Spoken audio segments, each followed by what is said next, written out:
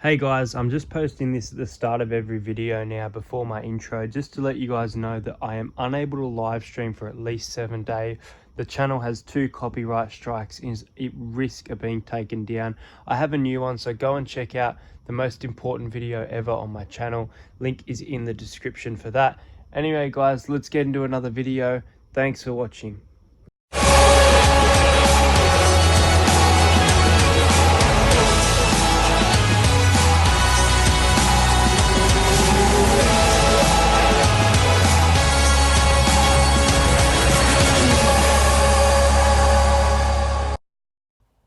G'day guys, welcome to another NRL season review for 2019. Today we're going to be talking about the 8th place Brisbane Broncos. Everyone was doubtful on whether they'd make the 8th this year. There are a few problems, but let's speak about their season from best to worst. So in regards to the players, I think there are a few good players at the Broncos this year. This team, in my opinion, were very, very lucky to get in the top 8. I think it actually came down to a lot of the results on other teams, not just Brisbane. And look, I think out of the teams that you look at for the bottom 8, this is probably a team that deserves to be in the top 8, if not the Tigers. But anyway, the Broncos, in my opinion, they have some very quality players. In the centres, they have Tony Staggs. Tony Staggs is only going to get better, and I think he is a very underrated player. No one really talks about him. He's not recognised yet, but you watch him play and he reminds me very much of Latrell Mitchell. He's kind of aggressive, but he knows how to play the ball. He also makes his tackles when needed. And I like what I'm seeing from young Tony Staggs. There are 2 forwards that I'm going to speak about, but the first one you probably guessed, you've heard his name. At the moment, he is probably one of the best players in the game. He is a freak, and that is David Fifita. If not one of the best in the game, probably one of the best in the second row. David Fifita won Brisbane some games this year, scored a phenomenal try. I believe it was against the Panthers on his own, and he just put a great performance in when he joined the NRL. It was great to watch, and that run against the Parramatta Eels was also one of the highlights for him. And I'm scared at what level he's going to be on. If this is him now, what's he going to be like in the next few years? He is a very good player, and there's a lot of potential in this forward pack position for him. With a whopping 102 tackle breaks, over 700 tackles made throughout the year, and almost 1,500 metres in running metres, comes Payne Haas. Payne Haas got Rookie of the Year this year, and I think, now that I think about it, and looking at the stats, deservedly so. Payne Haas is an absolute weapon. I hope that the Broncos get him as a one-man club, because I like when teams kind of get one-man club players, but he could cause a lot of damage with different players around him, and depends on how much ball he gets, but he knows how to run, he knows how to tackle, and he is probably not the most experienced because he's only had 21 games of NRL, but he is one of the best players in the Broncos side, for my opinion. I am absolutely loving him.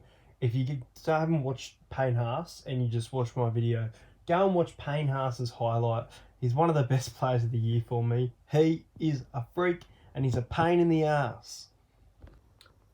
After beating the Dragons, the Cowboys went in as favourites to face the Broncos, and I always look forward to this match. I thought that the Cowboys would win this myself, but the Broncos really turned up. They won the match 29 points to 10. I've got to give a little bit of credit. He wasn't fantastic throughout the year, but I've got to give credit in this match to Thomas Flegler. I thought Thomas Flegler was really good, but he's a player in spurts, just like Jake Turpin. I think he's a very good player at the side as well, but in spurts. But this, in my opinion, was probably their best win of the season. It was a good game as well. It was an upset. No one saw it coming. Jason Taumalolo from the Cowboys got injured, so that is part of the reason, but you can't blame it on one thing. But there's one other game where the Broncos impressed me, and that game was coming off a win after Magic Round against the Sydney Roosters. It was, I believe, 8-all at halftime We were level, but in the second half, Payne Haas just went himself, scored the try, and then James Seguiaro, on not NRL debut, but his debut for the Brisbane Broncos, scored a match winner, and it was 15 points to 8. It was a pretty good game of football as well, if I might add. There were a lot of mistakes made, and I'll be making a video about the best games of NRL from the year soon, but I did quite enjoy this one, and it was good to see the Roosters get beaten too. In a game that went completely down to the wire, we had a draw this year. One draw, and that was between the Broncos and the New Zealand Warriors. There was no winner. It was 18 all at full time. You could not pick a winner in this game. It went well and truly. There were field goals trying to be kicked. You could see the teams were trying to win, but there was some bloody good defence from both teams in this. I didn't mention it in my Warriors season review, which I should have, because they also drew, but I think it's worth mentioning here for the Brisbane Broncos that even though you can't consider it as a win and it's not a loss, that it's very good for them to hold on to this and go on to keep this game as not being a loss with some great defence through the side.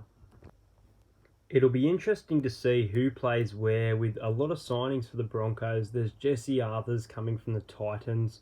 Jordan Kahu is coming home from the North Queensland Cowboys, and they may have fixed their halves problem as they have signed Brady Croft, which I think is a good signing for them in my opinion.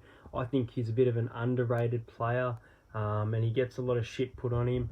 But I can't wait to see him in the Broncos colours, rocking it out there.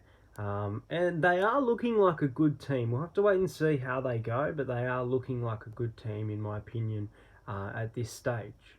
In conclusion, guys, some quality signings should help this club, and they should get even better in the 2020 year. We'll have to wait and see. Darius Boyd is there again. We're all waiting for him to retire, but I actually can't wait to see him have a very good game. I think he had a few games this year where he played good, and I hope he's consistent at that and proves that he can deserve a spot in the starting Broncos side. Anthony Milford and Corey Oates I'd like to see a bit more of this year. Jermaine Asako was very quiet as well, in my opinion, compared to his 2018 season, which was really a breakout. But yeah, that concludes the Broncos review. Hope you guys enjoyed this. Broncos fans have been requesting this one for a while, and I think my next video will be talking about the best games of the year 2019 as we come to an end. Thanks for watching.